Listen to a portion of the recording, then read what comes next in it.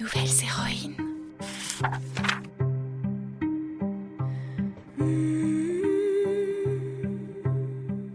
Surtout, ce qui m'a plu, c'est aussi l'écriture, en fait. Outre l'histoire, je me sentais tellement immergée, j'avais l'impression d'y être, en fait. J'avais l'impression que Katniss, c'était moi. Et je me suis dit, c'est fou ce qu'on peut ressentir à travers la lecture.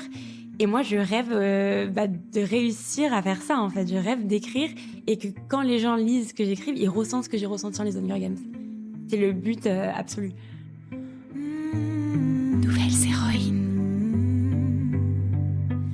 Aujourd'hui, je reçois une jeune femme qui porte un prénom chargé d'histoire. Cassandre. Ça ne s'invente pas. Dans la mythologie, celle qui voit juste, celle qui devine l'avenir, mais que personne n'écoute. Une femme à la lucidité blessée, condamnée à dire vrai dans un monde qui refuse de la croire. Et j'aime l'idée qu'en 2025, une autre Cassandre existe. Une qui écrit pour les jeunes, pour qu'ils puissent s'entendre eux-mêmes. Une Cassandre qui offre des mondes où l'on écoute les héroïnes. Une Cassandre qui va prophétiser, qui ne prophétise pas la chute, mais les possibles.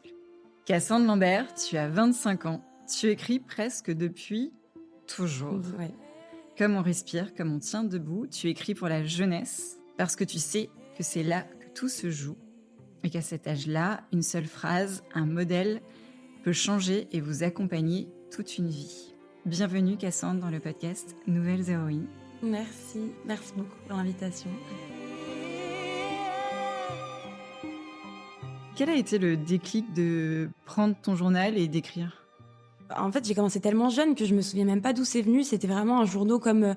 ça se fait beaucoup quand on est petit. On t'offre un carnet secret avec le petit cadenas et tout. Et je racontais mes journées pas très intéressantes. J'ai mangé une pomme, voilà, des trucs comme ça.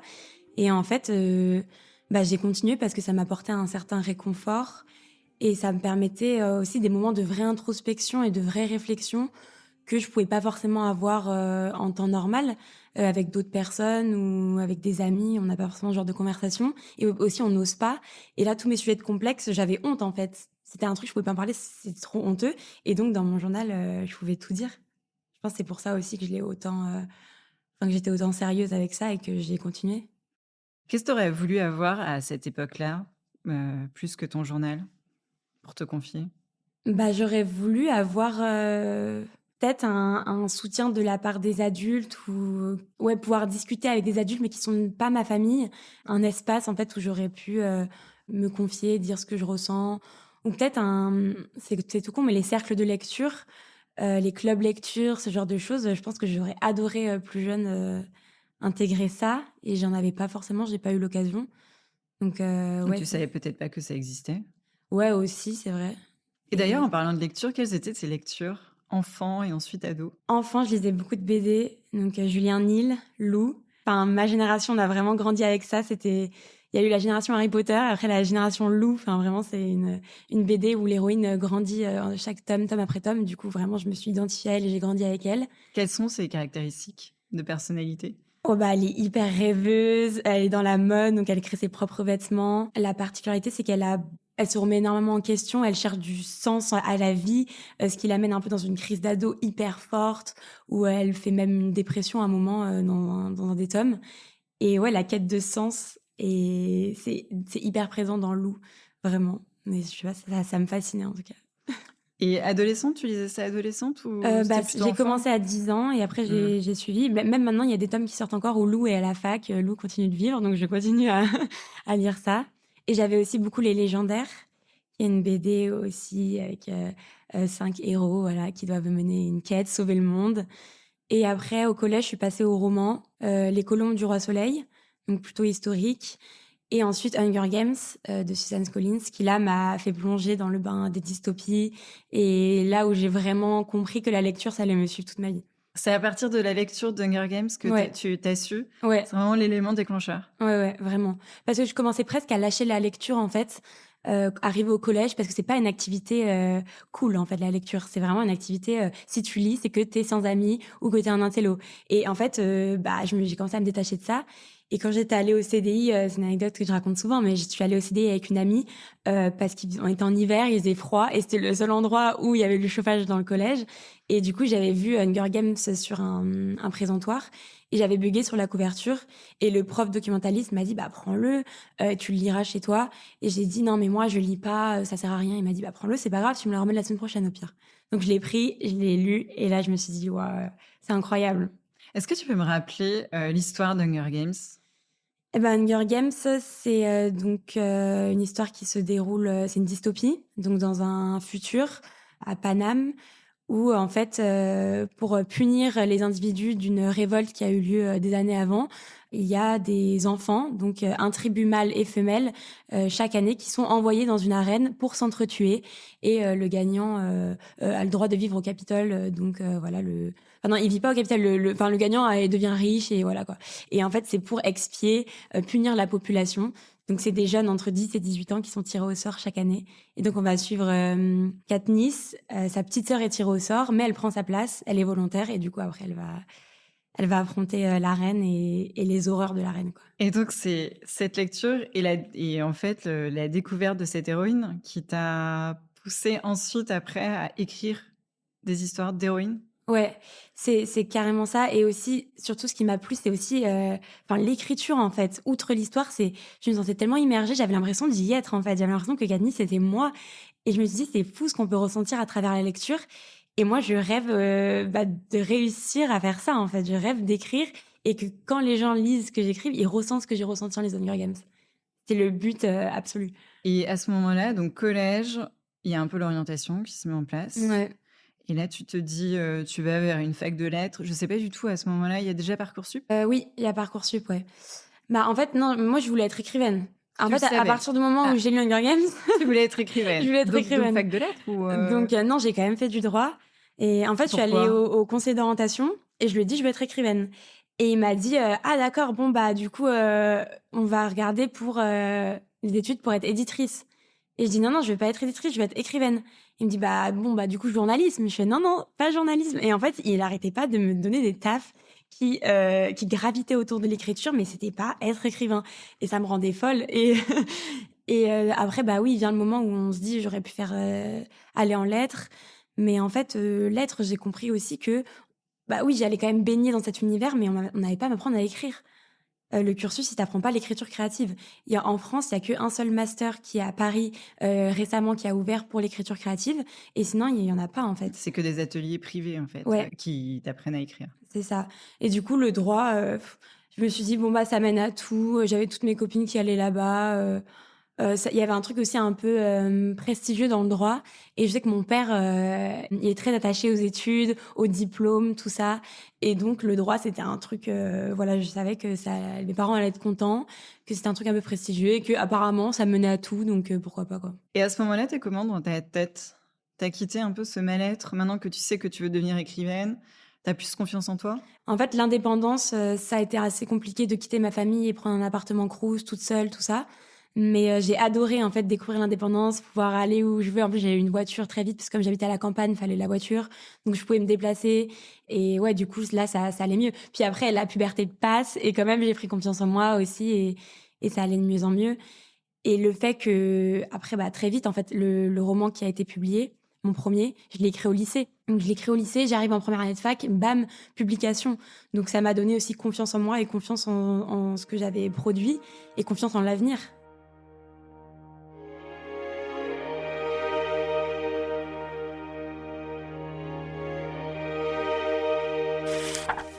Les auditrices du podcast, il y en a certaines qui m'ont dit: moi, je veux devenir écrivaine. Je me dis, Ouais. c'est pour ça que je me dis, j'aimerais bien inviter une écrivaine à mon micro pour savoir comment on écrit son premier roman. Il faut énormément lire. Déjà, c'est la base. C'est ce qu'on dit tout le temps, mais lire, en fait, plus on lit, plus on va commencer à intérioriser des tournures de phrases, affûter son vocabulaire, même des ressorts scénaristiques, en fait. En lisant, on va comprendre, en fait, le mécanisme. Et donc, lire beaucoup. Et ce que j'aime bien faire aussi, ce que j'aimais bien faire, c'était regarder des séries. regarder une série une première fois et en fait regarder une deuxième fois, essayer d'analyser en me disant alors là à ce moment j'étais surprise. Pourquoi j'étais surprise? Qu'est-ce qui fait que là à ce moment j'étais bouche bée? Il faut que ce soit quand même cohérent. Donc le scénariste il a dû quand même glisser des indices. Donc voilà comment ça s'est construit ou pourquoi tel personnage c'est un méchant. Je suis censée le détester, mais j'éprouve de l'affection pour lui et au final j'ai pas envie qu'il meure, j'ai pas envie voilà. Et en fait essayer d'analyser tout ça quoi. Qu'est-ce qui rend un personnage attachant? Pourquoi est-ce que les relations entre les gens, les couples, les meilleurs amis, tout ça, essayer d'analyser. Ça, c'est quelque chose que j'ai fait beaucoup. Et après, il n'y a pas de secret, il faut écrire. Et comme il n'y a pas de formation, du coup, vraiment concrète, il faut s'auto-former, en fait.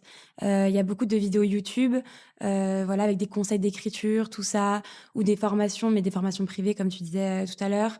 Ou alors l'anatomie du scénario de John Truby, qui est une énorme bible où vraiment il décortique tout le fonctionnement des films, des séries, des livres connus. Voilà, essayer de se former et puis écrire, en fait. C'est en écrivant qu'on va apprendre et qu'on va voir en fait ce qui fonctionne, ce qui ne fonctionne pas. Parce qu'on a beau avoir la théorie, toute la théorie du monde, c'est vraiment en écrivant on va réussir. Mais comment tu fais pour te poser, te dire bon là j'ai ma feuille blanche, mon héros, mon héroïne c'est ça. Comment en fait? C'est quoi ta vraiment première étape? Est-ce que tu as déjà dans ta tête, tu te dis quand parce que comme tu écris beaucoup dans les journaux, ah bah tiens là j'ai une idée d'héroïne, moi j'aimerais bien lui trouver ce caractère, j'aimerais bien qu'elle rencontre tel ou tel personnage. Mon tout premier, c'est les personnages qui sont venus, d'abord. C'était vraiment dans la voiture, j'allais chez mes grands-parents à Saint-Étienne, donc le trajet un peu long. J'avais la musique dans les oreilles. Et quand on écoute une musique aussi, bah, il y a des images qui viennent. La musique, c'est hyper inspirant aussi. Et là, je sais pas pourquoi, c'était une musique un peu de guerre ou un truc un peu dramatique. Et j'ai imaginé une fille, une jeune ado qui a tout perdu, qui a plus de famille et en fait, qui est hyper sombre et qui ne vit que pour la vengeance. Je sais pas, ça allait avec la musique que j'écoutais. Et je la visualisais super bien et je voyais vraiment son caractère, j'avais l'impression de la connaître. C'est parti d'elle, en fait. Eden, donc il y a un personnage de l'Antidote Mortel. Et après, je me suis dit, mais pourquoi elle veut se venger? En fait, tu te poses des questions. Pourquoi elle est comme ça? Qu'est-ce qui arrive à ses parents? Comment elle va se venger? Comment elle va y arriver? Et en fait, ça crée une intrigue. Et ensuite, il y a les autres personnages qui sont venus se greffer parce que c'est un roman choral, donc 3 personnages, et on change de point de vue chaque chapitre entre les 3 personnages. Et voilà, donc j'ai greffé l'intrigue autour de la personnalité des personnages. Ok, Mais très ça bien. dépend pour Mais l'Empire ça des Femmes. c'est une technique, c'est une technique que tu as appris en t'auto-formant? Pas forcément parce que du coup, là, le fait de s'auto-former, c'est un conseil que je donne maintenant. Mais moi, à l'époque, au lycée, je me m'étais pas auto-formée, j'avais juste lu, en fait. J'avais juste tellement envie d'écrire que j'écrivais. Et en fait, je me disais pas, ça va être un livre publié ou c'était un rêve, voilà, quelque chose qui allait arriver potentiellement. Je me disais, quand j'aurais 40 ans, parce que pour moi, être publié, fallait être vieux aussi. À Enfin, 40 vieux. ans, on n'est pas vieux. À 17 ans, pour moi, 40 ans, c'était extrêmement vieux, voilà. Et du coup, je me disais, bon, bah, ça arrivera plus tard. Moi, je suis trop jeune. Juste, j'écris parce que j'ai envie d'écrire. Et en fait, je me posais pas vraiment de questions sur comment faut le faire. Est-ce qu'il y a une méthode à suivre et tout. J'écris ce que j'ai envie d'écrire, en fait. Ton premier roman, c'est destiné à quel âge? À partir de 12 ans. Alors pourquoi t'écris pour la jeunesse? Bah, mon premier roman, pour moi, j'écrivais pas pour la jeunesse. Enfin, T'écrivais parce que t'étais lycéenne et En fait, j'écrivais pour moi, un truc pour qui me toi. plaisait, et il s'avère que j'étais la cible du coup. Et c'est après que j'ai compris, enfin que Mélanie, mon éditrice, m'a dit bon bah ce sera à partir de 12 ans. Et moi, c'est pas du tout quelque chose que j'avais réfléchi en fait. C'était complètement inconscient et même les thématiques que j'abordais, c'est des thématiques qui me tenaient à cœur, mais en fait, j'avais pas conscientisé tout ça. C'est après que c'est venu, en me professionnalisant, que j'ai compris ce que c'était écrire pour la jeunesse, pourquoi c'est important. C'était aussi en faisant des interventions scolaires dans les collèges et les lycées que j'ai pris conscience de la portée et des messages aussi que je passais, quoi. Mon premier, tout était fait de façon inconsciente, en fait. Au final, il y a des messages, il y a des choses qui me tiennent à cœur, il y a des certaines valeurs déjà d'héroïne très fortes, de féminisme. C'était pas du tout réfléchi. Et pourquoi c'est le premier mot, là, féminisme, c'est la première fois qu'on l'emploie. Tu te sentais féministe, en tout cas engagée au lycée, pour écrire l'histoire de cette héroïne? Oui, je me sentais engagée. Le féminisme, c'est quelque chose qui m'a intéressée assez tôt, enfin au moment de la puberté, où j'ai commencé avec mes copines à avoir des réflexions sur notre corps, la première fois que tu te klaxonnais dans la rue, ce genre de choses. Ah oui? Alors Euh, attends, parce que t'es née en 2000, donc ouais, toi, MeToo, c'était 2017. Donc ouais. en fait, tu l'as vraiment connu à cette époque-là? Ouais, je lisais aussi des essais féministes, Mona Chollet et Culottée aussi, la BD Ouais. Culottée. C'est quelque chose qui me tenait à cœur, hein. Je trouve ça tellement injuste. enfin que les filles parfois, que ce soit consciemment ou inconsciemment, parce que la société te mettait des barrières ou toi-même tu te mettais des barrières et que tu t'empêchais de faire certaines choses, que les garçons avaient certains avantages comparés à nous, le fait de sortir plus tard ou ce genre de choses et moi, ça me rendait folle en fait. Je supportais pas l'injustice. Et même si je suis hyper privilégiée et dans mon milieu, à l'époque où je vis, dans le pays dans lequel je vis, je suis privilégiée, mais aussi je suis très sensible. Et du coup, pour moi, ce qui se passe à l'autre bout du monde, avec une fille de mon âge, bah en fait, c'est comme si c'était moi, quoi. Je me projette et je me dis, mais c'est tellement injuste. Et donc, ouais, ça m'a touchée et je me sentais hyper impliquée. Comment tu construis dans le podcast Nouvelles Héroïnes, et en tout cas, j'essaie de proposer des héroïnes qui parlent à tout le monde. Comment toi, tu construis tes héroïnes pour que toutes les filles, enfin j'imagine pas toutes les filles, mais en tout cas qu'elles puissent se représenter? Comment tu vois le prisme de la représentation et de l'identification à travers tes romans? J'essaye d'être le plus inclusif possible et j'essaie que dans tous mes personnages, tous les caractères soient représentés en fait. Parce que l'héroïne, il n'y a pas un caractère type pour une héroïne. Et en fait, ce que j'essaie de montrer à travers mes romans, c'est que n'importe qui peut être une héroïne en fait. Si on a, peu importe en fait si on est timide, extraverti, si on est courageuse, peureuse, et que c'est plus en fait un état d'esprit et le fait d'aller au-delà de ses peurs. Et à partir de ce moment-là, bah, tous les personnages féminins peuvent être des héroïnes. Et c'est plus cette mentalité là que je mets en avant. Et après, j'essaye d'être inclusive et aussi dans la diversité, quoi, justement pour montrer que, voilà, il n'y a pas un profil type. Il y a un roman qui a été plus difficile à écrire qu'un autre. Oui, celle que je cherchais, mon contemporain, ça a été Alors quand difficile. tu dis contemporain, c'est que c'est un style, un genre de... Ouais, c'est le seul qui est pas dans l'imaginaire. D'accord, donc tu es vraiment dans le réel, c'est ça C'est ce ouais, que tu appelles. ça se passe à Lyon, à notre époque. Un étudiant qui rentre à la fac de droit qui vit tout seul au Crous pour la première fois. Et en fait, je venais juste de finir ma licence, où j'étais sur la fin de ma licence, et je voulais parler des injustices que, ou enfin en tout cas des problématiques que rencontraient les étudiants. J'ai vu la précarité étudiante, j'ai vu les punaises de lit dans les logements insalubres, dégueulasses. J'ai vu le Covid, les étudiants confinés dans des 9 mètres carrés, les étudiants qui font la queue au Resto du Cœur. L'étudiant qui s'est immolé devant ma résidence à Garibaldi, donc vraiment ça s'est passé. Une autre qui s'est défenestrée à Villeurbanne dans cette même période. Et en fait, je trouvais qu'on parlait pas du tout des étudiants et de cette détresse qui existe, et surtout avec le Covid et même les séquelles qu'ont laissé le Covid. Et aussi qu'il y a une période bah, un peu comme c'est une adolescence bis, quoi. Énormément de changements, t'es indépendant, mais au final, tu te sens pas vraiment indépendant, quoi. On te dit, c'est bon, t'as 18 ans, tu fais tout ce que tu veux, sauf que bah, ça prend un peu de temps d'adaptation. Et aussi beaucoup de questions philosophiques, métaphysiques. Qui suis-je? Où vais-je? Pourquoi j'ai fait ces études? Où est ma place dans le monde? Et je trouvais ça intéressant de parler de ça. Et aussi de parler de maladie mentale, parce qu'aussi dans ma famille, j'ai un proche qui est touché de maladie mentale. Et donc, voilà, je voulais mettre un personnage qui est confronté à ces problématiques-là. Et aussi le rôle de aidant. Comment tu fais quand, bah, voilà, c'est pas toi qui es malade directement. Tu sais pas comment faire, comment aider la personne, tout ça. C'était des thématiques fortes que j'avais vécues et que, voilà, je trouvais que ça faisait... Mais du coup, c'était dur à écrire parce que c'était beaucoup d'implications. Et c'est pas comme l'imaginaire où j'arrive à mettre un peu de distance. Là, en plus, j'ai ancré mon histoire à Lyon. Donc, le personnage, il va à la Manufacture des Tabacs, là où j'étais, au Ninkasi, dans tous les bars, les restos où je suis allée. Et donc, ouais, j'étais très, très proche du sujet, quoi. Donc, c'était dur. Dans l'Empire des femmes, tu inverses les rôles. Ouais. Du matriarcat. Tu questionnes le pouvoir, l'égalité et les normes amoureuses. Est-ce que tu aimerais vivre dans une société matriarcale? Alors oui, j'aimerais vivre dans une société matriarcale, mais pas celle de l'Empire des femmes, pas du tout. Non, c'est clair. Bah, en fait, justement, pour l'Empire des femmes, là, il est ressorti en intégrale. Et à la fin, il y a un dossier explicatif, éducatif sur les sociétés matriarcales. On dit pas vraiment matriarcale, on dit plus matrilinéaire. Ce sont des sociétés donc où la femme occupe une place importante, prédominante, mais elles sont pas vraiment fondées, comme le patriarcat, sur une hiérarchie entre les genres. Et souvent, elles sont beaucoup plus égalitaires, justement, et avec des valeurs vraiment de paix, de compréhension, de communication, etc. Et du coup, oui, ces sociétés-là, elles me font de l'œil, mais l'Empire des femmes, ouais, jamais, c'est horrible. C'est horrible. Pourquoi c'est horrible? Bah, c'est horrible parce que... Tu peux nous refaire un petit synopsis de Ouais. l'Empire des l'Empire femmes? des femmes, société donc matriarcale, mais où les femmes dominent, les hommes sont réduits à l'esclavage. Donc ils ne sont considérés que comme objet de reproduction, en fait, de procréation. L'amour hétéro n'existe pas. Il n'y a que l'amour lesbien.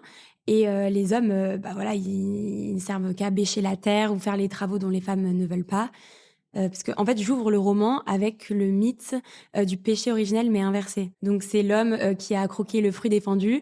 Et du coup, la mère, parce que dans mon roman, c'est la mère, c'est pas un dieu, lui dit, tu as fait un péché d'orgueil, donc maintenant, tu vas être réduit, maintenant et à jamais, à ton physique. Parce que en fait, il arrive à choper la pomme parce qu'il est plus grand. Et donc, elle dit, bah, t'as péché d'orgueil, donc en fait, ton physique sera à jamais... Enfin, les raisons pour lesquelles tu seras esclave. Et donc voilà, c'est horrible. Et les hommes se font vraiment martyriser, tenus en laisse. Enfin, vraiment, je suis allée au fond des choses, très très loin. Et même pour les femmes, on se rend vite compte dès le début en fait du roman que c'est nocif aussi pour les femmes, comme le patriarcat est nocif pour les hommes, parce que au final, elles sont conditionnées par leur organe génital. En mode, t'es une femme, du coup, tu dois procréer. En fait, c'est ce qui te différencie de l'homme, c'est ce qui fait que t'es meilleure à l'homme. Mais du coup, elles sont obligées de procréer. Et les femmes qui ont pas leurs règles, les femmes qui ne peuvent pas, les femmes qui sont défaillantes, bah du coup, elles sont aussi rejetées. Et voilà, donc c'est horrible en fait pour les deux. Hein.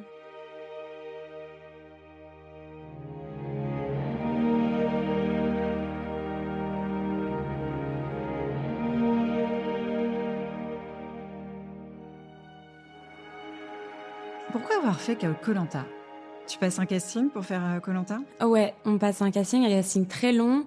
Au début, c'est une lettre de motivation. Après, t'as un appel en visio. T'as plein d'appels téléphoniques de temps en temps comme ça.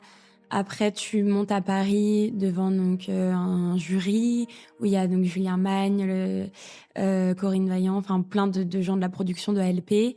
Après, t'as des tests physiques, sportifs aussi. Donc c'est très très long. Et ils te disent... Et aussi mental. Oui, ouais, on a aussi un passage avec une psychologue. Bah ouais, quand même, c'est indispensable. Hein. C'est quand même pas rien cette émission, donc ils font attention. Donc ouais, très très long le casting. Et donc quand t'as eu le oui, c'était le même effet que pour ton premier roman? Pas vraiment, il y a eu plus de peur. Là, t'as eu peur? j'ai eu tellement peur. En fait, je me suis dit là, faut que je me conditionne. Enfin, les mois qui ont suivi, même pendant le casting, ça a duré 6 mois, mais c'était 6 mois de stress parce que plus je passais les étapes, plus je me disais, mais en fait, ça se trouve, je vais être prise. Parce qu'il y a quand même 40 000 candidatures. Donc au début, tu te dis, bah, ce sera jamais moi. De toute façon, pourquoi ce serait moi? Impossible. Puis au fur et à mesure, tu te dis, bah, en fait, là, il y a moyen, il y a moyen.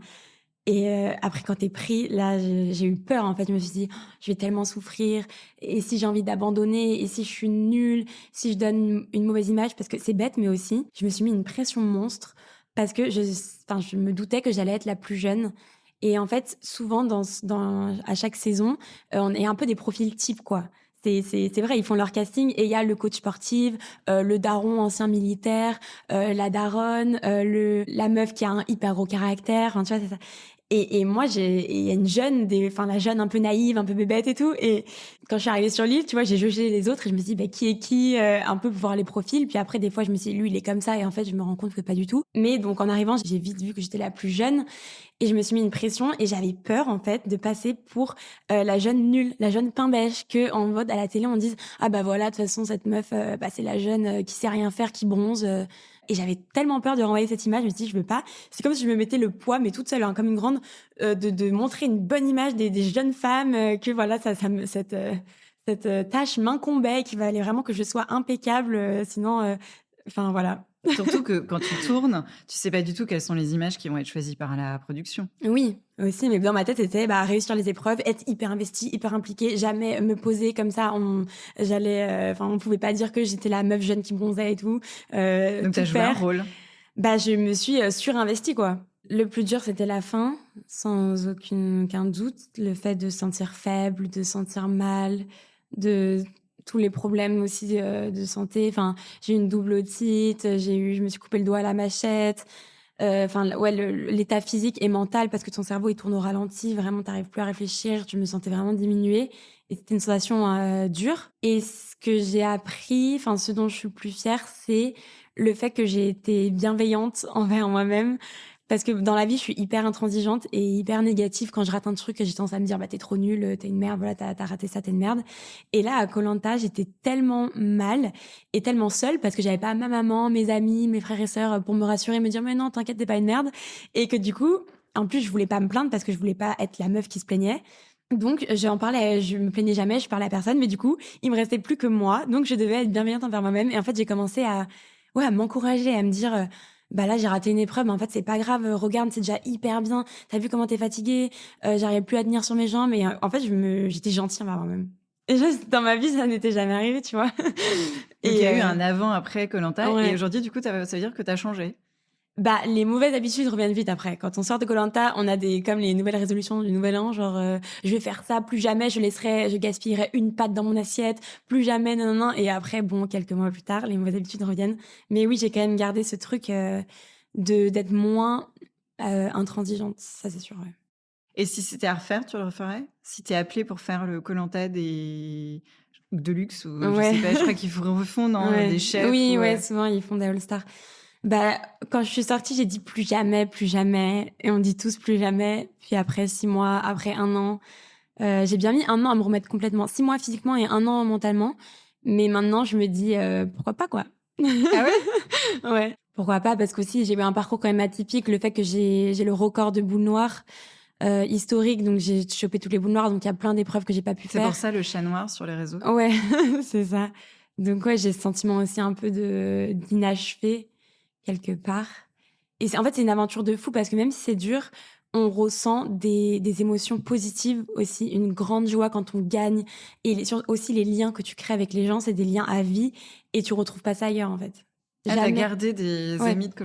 Ouais, et pas que de ma saison, en fait. On se retrouve, il y a ça s'appelle les week-ends des copains, chaque année, donc c'est des grands week-ends avec des activités et tout le monde est invité depuis la saison 1 jusqu'à la saison la plus récente. Et là, tu rencontres tous ceux des saisons d'avant. Donc moi, en plus, je suis fan de koh donc j'ai rencontré des gens de saison d'avant que j'admire, et cetera. Et en fait, on a l'impression de se connaître, même si on n'a pas fait la même saison, on se comprend. Et il y a ce truc en mode, on est là et dès qu'on peut se voir, on se voit et ouais, c'est une famille.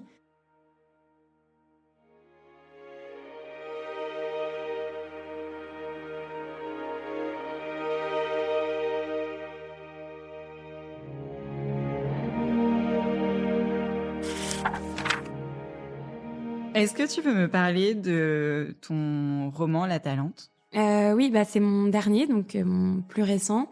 Et là, on est dans la mythologie grecque. Donc, on suit Atalante, qui est une héroïne. Sa particularité, c'est qu'elle est bénie par Artémis et elle court extrêmement vite. En fait, c'est une héroïne qui court vite. Elle est imbattable à la course. D'où le mythe d'Atalante, la course aux pommes d'or. Et en fait, Atalante, je trouvais qu'elle était un peu sous-cotée. On n'en parlait pas forcément. Et même moi, je suis fan de mythologie et je la connaissais pas du tout. Et j'ai appris son existence en écoutant un podcast sur les héroïnes oubliées, justement. Et je me suis dit, c'est fou parce qu'en creusant, il y avait énormément de matière, il y avait plein de choses à dire. Et là, je me suis dit, bah, il faut que je lui rende hommage et il faut que j'écrive cette histoire sur elle, quoi. Donc, on la suit de sa naissance quand elle est abandonnée par son père parce qu'il voulait un garçon et qu'elle est née fille. Et bah, jusque sa quête, en fait, elle rêve de rejoindre les Amazones. Elle s'identifie beaucoup à ce peuple de chasseresses puisqu'elle est aussi très proche de la nature. Elle est recueillie par 2 chasseurs et donc voilà, je raconte, toute sa vie, du début à la fin. J'ai essayé de rester au plus proche des mythes quand même, de coller aux mythes. Après, ce qui est compliqué, c'est qu'il y a plusieurs versions, des versions qui se contredisent. Au niveau de la temporalité aussi, bon, bah, les mythes, c'est pas toujours, voilà, très cohérent. Donc j'ai dû faire des choix, mais j'ai quand même essayé de coller, le plus possible. Et pour quel âge tu recommandes, cette découverte, cette lecture? Franchement, à Talente, à partir de 12 ans aussi, même si j'ai des lecteurs et des lectrices plus jeunes, hein. J'en ai à 8 ans, qui sont des très gros lecteurs, ils ont lu tout Harry Potter et enfin, ils peuvent tout lire. À part l'Empire des femmes, c'est le seul de mes romans qui est pas accessible, avant un certain âge, parce qu'il y a quand même des scènes violentes, et puis ça parle de procréation, même si c'est pas explicite. Enfin, les hommes, ils sont enchaînés pendant l'acte, donc il y a aussi la question de viol, de consentement hyper, border. Enfin, c'est dénoncé dans le livre, bien sûr, mais je pense qu'il faut quand même une certaine maturité.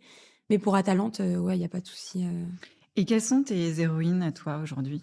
J'adore Jo dans Les 4 filles du docteur March. J'ai toujours été fan, mais la version de 98. Je suis fan du film de 98, pas le nouveau. Moi aussi. Et après, en actrice, j'adore Meryl Streep. Genre, j'ai une fascination pour cette meuf. Genre, c'est incroyable. Et sinon, j'en ai plein, mais en fait, ça varie. Ça dépend des moments où je me dis là, telle autrice, je lis un roman, je découvre le roman, je vais me faire toute sa bibliographie, je vais être fan, puis voilà, ça. Tu lis combien de livres par semaine? Je lis 100 livres par an, donc ça Oui, fait, ça fait 2 par semaine. ouais. Et dans une société aujourd'hui où la lecture où les jeunes générations lisent de moins en moins et souvent au profit des réseaux sociaux, qu'est-ce que tu leur dirais? Qu'ils aient à nouveau le même goût de lecture que toi, tu as pu avoir et que tu as toujours. Alors moi, j'ai une technique assez particulière, c'est que j'en parle beaucoup aussi dans mes interventions scolaires, c'est que j'essaie justement de faire le lien entre réseaux sociaux et lecture. Parce que moi, j'ai ouvert un compte Instagram donc à 15 ans pour parler de mes lectures, pour chroniquer mes livres, parce que j'avais pas d'amis qui lisaient. Et j'ai continué, et là, je continue à faire des chroniques. Et c'est un compte qui est très cher à mon cœur. Et en fait, je leur montre mon compte Instagram, je leur montre le hashtag BookTok. En fait, abonnez-vous à ces créateurs de contenu qui parlent de livres, quitte, parce que dans tous les cas, ils vont aller sur les réseaux. Donc, quitte à aller sur les réseaux, autant que dans votre feed, il y ait des lectures, il y ait des livres. Et en fait, j'essaie de... quelque part, on s'est grossi dit comme ça, mais de rendre populaire la lecture et d'en fait de casser le truc de tu lis un livre, c'est que t'es un intello, c'est que t'as pas d'amis, c'est que t'es dans ta bulle, que t'es bizarre. Et j'essaie de rendre ça stylé. Et en fait, c'est con, mais quand je vais dans les interventions scolaires, ça fonctionne parce que en plus c'est Cassandre de koh maintenant récemment parce qu'avant je l'étais pas, mais c'est la meuf de koh, elle nous parle de livres, donc direct ils sont impliqués. Je leur montre mon compte Instagram, regardez, ils s'abonnent à Instagram, trop bien. Et ouais, j'essaie de faire le lien, justement, la passerelle, de pas opposer les deux. Quels sont tes rêves, Cassandre? Et là, c'est compliqué. Position très bizarre parce que j'ai réalisé beaucoup de rêves et du coup, je suis un peu au stade où il faut que je trouve des nouveaux rêves, mais ce qui est hyper cool. Mais Tu disais tout à l'heure que la vie d'aujourd'hui, c'était faire des choix. Ouais, c'est ça. Je me dis, est-ce que je reste à Lyon? Est-ce que je voyage? Parce que je peux aller n'importe où, en fait. L'avantage de l'écriture, c'est que j'ai pas d'attache. Donc, est-ce que ce serait pas le moment pour voyager? Mais ça me fait hyper peur de voyager seule. En tant que femme aussi, ça me fait vraiment très peur. J'ai une admiration vraiment, mais éternelle aux femmes qui partent comme ça solo avec leur sac à dos et tout. Vraiment, ça m'impressionne. Mais du coup, je me dis que c'est peut-être vers là que je dois me tourner parce que c'est ce qui me fait peur. Et c'est pour ça que là, j'ai programmé mon premier voyage seul en janvier. Je vais à Bali. Je me suis dit 2 mois. Voilà. En plus, c'est quand même il y a beaucoup d'expatriés là-bas. Donc, je serai pas non plus totalement paumée. Je pense pour un premier voyage, ça peut le faire. Pour écrire un nouveau livre. Ouais, et pour écrire aussi en même temps. Et nouveau rêve, je rêve que l'écriture, ça continue. Je rêve d'être traduite. Je rêve de faire une tournée à l'international. Franchement, je rêve grand. Je rêve d'une adaptation. J'aimerais écrire pour d'autres supports, de la BD, des scénarios, pour les plus petits, des albums, pour les adultes aussi. Élargir en fait tout ça. Et j'aimerais aussi faire une formation pour être biographe hospitalier. Donc les personnes qui vont dans les hôpitaux et qui en fait écrivent l'histoire des personnes en fin de vie. Donc ça, j'avais postulé et tout, j'avais pas été prise, mais j'aimerais beaucoup faire ça. Ma dernière question, est-ce que tu vis aujourd'hui de ta passion? Oui. Ouais, j'ai beaucoup de chance. J'ai réussi à en vivre assez rapidement, en fait, même avant koh, parce que je sais qu'il y a beaucoup de gens qui me disent maintenant c'est koh qui a rendu tes livres connus et tout, mais... Tu vends combien d'exemplaires à peu près? À peu près 10 000 par livre. Après, il y a les grands formats, il y a les poches, il y a les audios. Puis en fait, écrivain, c'est pas aussi que la vente de livres, il y a tout ce qu'il y a autour, donc les tables rondes, les interventions scolaires, les conférences. Pour lesquelles tu es rémunérée par la maison d'édition. En termes d'auteur. C'est pas la maison d'édition qui est Non, mais c'est auteur. Ouais. En fait, j'ai mon auto-entreprise. Oui. Donc, il y a tout ça aussi à côté. Et maintenant aussi, mais c'est très récent, depuis 5 mois, je suis aussi sur les réseaux parce que j'ai intégré une agence littéraire, donc qui a été créée par Le Souffle des mots, qui est la plus grande bookstagrammeuse française. Et du coup, ça me permet d'avoir des partenariats. Et en fait, je fais ce que je fais d'habitude, donc parler de livres, sauf que maintenant, je suis rémunérée. Donc, j'ai ça aussi en plus. Super. Merci beaucoup, Cassandre. Avec plaisir. Merci pour les questions.